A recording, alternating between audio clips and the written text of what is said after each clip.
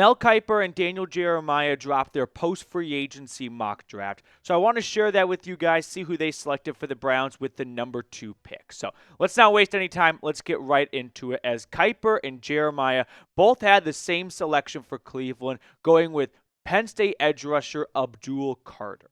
So I want to accomplish a couple of things on today's episode. One, I want everyone to become a little bit more familiar with Abdul Carter, his profile, what he's like as a player, and then I want to talk about how realistic it is, because those are two very different things, right? Getting to know the prospect, and then, hey, I know Carter as a player, but is that actually going to happen for the Browns? That's the two things I want to discuss on today's episode. Now, let's take a quick stroll down memory lane and see how accurate these mock drafts are. I'm looking specifically at the post-free agency mock drafts in mid to late March. Last year, Kiper went 4 for 5. However, that was a heavy quarterback class, and that wasn't too difficult for people to predict. Previous years, 1 for 5, 1 for 5, 2 for 5. And this is just the top 5 as well. As for Daniel Jeremiah, he did not do very well last year. He went 1 for 5, 3 for 5, 1 for 5. So it's still a crapshoot. No one should look at these mock drafts and think they're set in stone. These guys are way ahead of the curve. They know what's going to happen. I'm not trying to bring this up to say they're bad at their jobs or anything like that. It's a very difficult profession to predict what 32 different people are going to do, but it's not a foolproof system. Now, when it comes to the debate of what will the Browns do at number 2? Let's tackle that first, and then we'll get to know Carter as a player better. One, there seems to be a stark contrast between what the local Cleveland beat reporters think is going to happen and what the national insiders think is going to happen. Because I've seen a lot of Browns beat reporters like Mary Kay and those reporters of the world really start to zero in on a quarterback like Shedeur Sanders.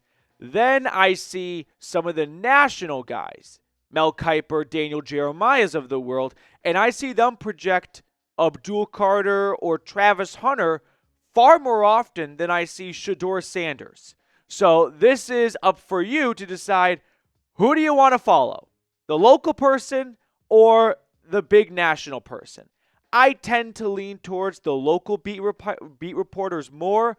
They're local. They have better intel and better sources for their specific team.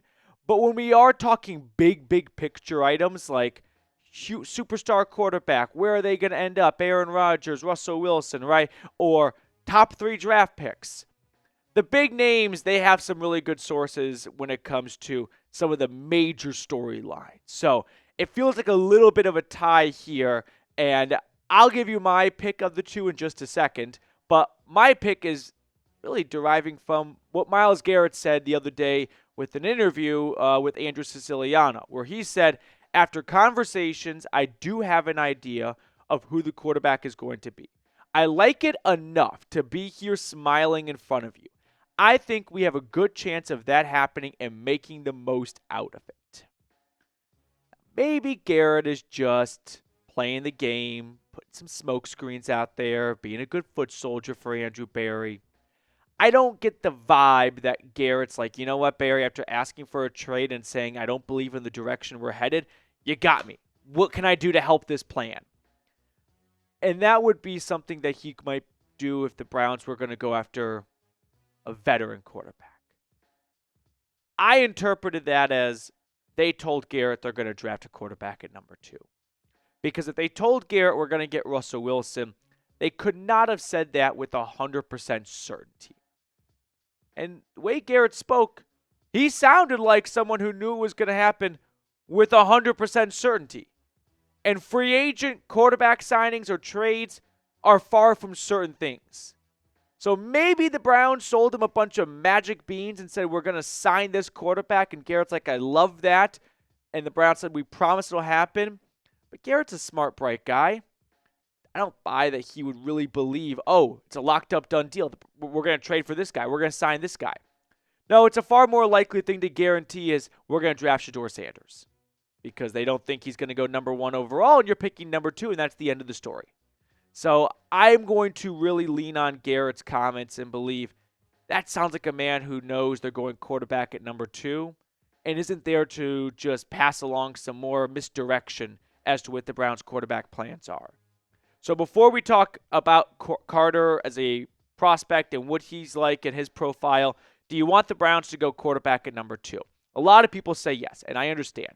If you want Cleveland to take Cam Ward or Shedeur Sanders because you like them as prospects, because you think they're going to be really good quarterbacks, we can agree to disagree, right? I don't have a crystal ball. You don't have a crystal ball. I'm not going to tell you you're wrong for saying that because I'm not batting 1,000 in my career NFL draft takes.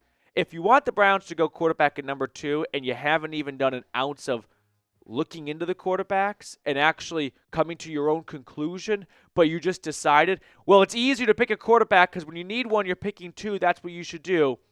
I disagree. You should want the player you are going to take. And a lot of people are just saying take a quarterback without even looking under the hood. So please, go look under the hood. If you come back to me like, hey, Petey, I really like Shedeur Sanders' tape. I think he's going to be great. All right, that's cool.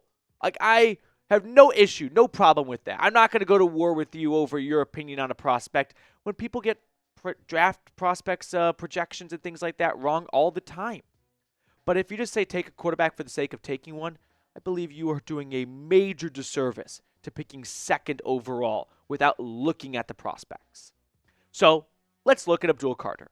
If you are just starting to warm up in your pre-draft, dive and understanding of these players, let me fill you in on the Penn State edge rusher who came into Indianapolis at 6'3", 250 pounds, which maybe wasn't quite as big as people were hoping, but not, small by any means, but definitely not a Myles Garrett prototypical size.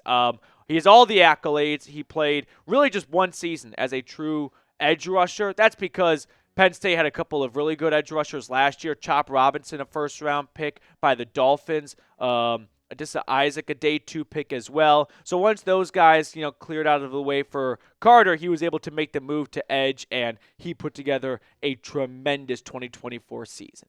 Now, I've got a compliment sandwich for him, for those of you that don't know a lot about his game. So one pro I'll say is he is direct to the quarterback and he is slippery. He doesn't waste time, right? He gets to the point he needs to be. He's not going to dance with the tackle. No, he's got great speed and he's going to beat you to the point of attack. The con I've got for him is doesn't have incredible size or power. Remember when Myles was coming out of A&M, he was Superman. He was a rare physical specimen. He was a no-doubt first overall pick in large part because of his tremendous size, speed, and power. It wasn't only because of his production with the Aggies. Now, Carter, I'm not trying to size shame. He's not small. He's not tiny. 6'3", 250 for a rookie is a good starting point. You can add some good LBs onto that. But I'm not going to pass him off as this is a generational athlete. We've never seen someone this tall and this fast before. That would be hyperbolic. And then a pro, he's got some great closing speed. When he gets his eyes on the prey, it's not going to be good for the quarterback. He's going to get to the quarterback. There are plenty of instances of players who generate tons of pressures, and pressures are good. I like pressures, but sacks are better. And Carter last year had no issue with getting sacks done, right? He had 66 pressures, 12 sacks, 24 tackles for loss. So this is a player who can disrupt the quarterback, take him down, and hold his own in the run game as well.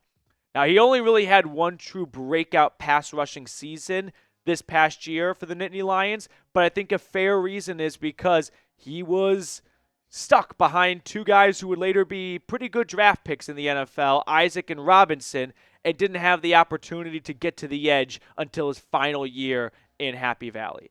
I've got full faith in Abdul Carter. I know when you're picking 2nd, the last thing you want to do is pick a bust. I don't believe that's going to be the case with Carter. I think he is going to be a frequent Pro Bowler.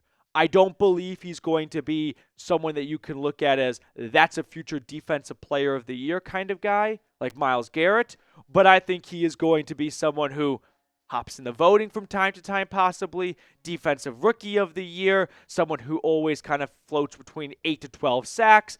I believe he is going to be a very good player at the next level. This is a prospect I am super comfortable taking with the second overall pick.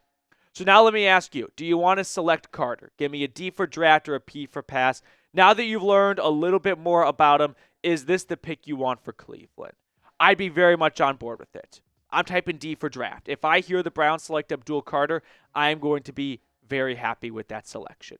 No, that does not fix the quarterback problems. Yes, solving the quarterback issue is the quickest way to turn things around in the NFL. I've got bad news that people just don't want to accept. It's a bad time to need a quarterback. I'm sorry. I wish I didn't have to share that. I wish I said there were a ton of great quarterbacks here, but it's time to face the music. There aren't. If you believe there are, I respect you for that.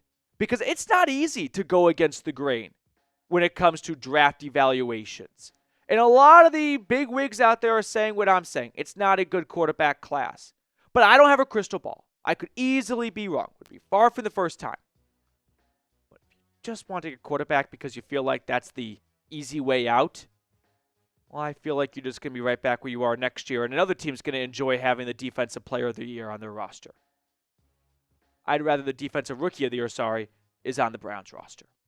And if you still need a quarterback next year, which you probably will, then you go attack it then. But for now, I'm happy with not taking the safe pick. I think Carter's going to be like a triple. He's going to be a great pick for someone. He's going to be an outstanding pick. I'd love that to be for the Cleveland Browns. We're going to look over the rest of Kiper and DJ's mock draft in just a second here so you guys can see what else happened between picks 1 and 32. But they've got a ton of gear right now on sale over at Fanatics. This Brownie the Elf hat, is 75% off when you go to chatsports.com/CLE hat. Now, I know you guys probably already forgot that link, so don't worry. Scroll on down. I put it in the comments and description of today's video. They've got more than just a hat, t-shirts, tons of stuff on sale. So make sure you use our link to get those deals and support the channel at the same time. So let's run through Kiper's mock draft here. After Carter to the Browns, here's our friend Shedeur Sanders going to the Giants at number 3. His teammate Travis Hunter to the Patriots at number 4. And now we can kind of rattle through the rest of them. Graham goes to Duval County. Ashton Jeanty to the Raiders is one of the most frequent mock draft picks I've seen, along with Tyler Warren to the Jets. Those are two players who I think are top 10 in this draft, and with it not being a very good prospect class altogether, the Raiders and Jets may decide, let's just go pure best player available, even if it's not our biggest need right now. How about this surprise from Kiper? Jackson Dart, not just going in the first round, top 10 to the New Orleans Saints. That one definitely caught me off guard, but Kiper's always good for a random quarterback. Like, he loved Will Levis a few years ago. I'm pretty sure it's Kiper, and he did not sniff. I think he had Will Levis going to the Colts, 4th overall, and he didn't touch the first round. So we'll fast forward through the rest of the first round from Kiper, and then we'll look at Jeremiah's. We've got Mike Green from Marshall. That's going to be a fun edge rusher for a team. Will Johnson falling all the way to 16. There are some concerns about his long speed and health after not running the 40 at the combine, nor his pro day. If you want to sound smart in front of your friends, I think Nicky Manwari and Jahad Campbell are going to be two good mid-round picks for a team. I'm not sure they'll be generational players, but I think they're going to be guys that have a long career in the next level. My favorite wide receiver in this draft class is Matthew Golden. I believe he can run a ton of great routes. He's excellent out of the slot. You can put him outside. I like Golden from Austin a lot. He's my wide receiver 1. We got a couple of Buckeyes, Emeka Ibuka to Green Bay. Josh Simmons is going to go and maybe take over from Laramie Tunsil after he got dealt to the Commanders at left tackle. James Pierce, my volunteer, falling all the way to Detroit at 28. And then to round out the first round, I like this pick a lot for the Eagles, Walter Nolan. He's nearly 300 pounds. He had 5 sacks last year. He's going to do a great job of taking over from the recently retired Brandon Graham. DJ's mock draft, he has the same first 4. Cam Ward, Abdul Carter, Shedeur Sanders, Travis Hunter. So if you're wondering, what's the T right now for the early picks? You've got 2 guys who are really good at their jobs, and they have a consensus on the first 4 picks. Now, this is where it differs. Jeremiah goes with Walker out of Georgia at number 5. He's an off-ball linebacker who has some edge rushing upside. That seems too early to me. Genti also going to the Raiders. Membo is a big-time climber right now, testing through the roof. He'll be a nice right tackle for somebody. Graham falls to the Panthers. Jahad Campbell goes to the Saints instead of Jackson Dart. The Bears add more pieces to their offensive line. Not so sure about that, but maybe. A couple of Longhorns going back-to-back here. Golden, I think for their second straight mock draft now, being the first receiver off the board. Malachi Starks, he's going to be a fun pick for somebody. Warren falls to the Colts at 14. Will Johnson going in the same neighborhood along with Mike Green. Colston Loveland will be Sam Darnold's new tight end to throw to in this mock draft. Omarion Hampton, back-to-back 1,500-plus yard seasons for the Tar Heels, lands to Denver at number 20. Dart yet again going round 1, but this time to the Steelers at pick 21.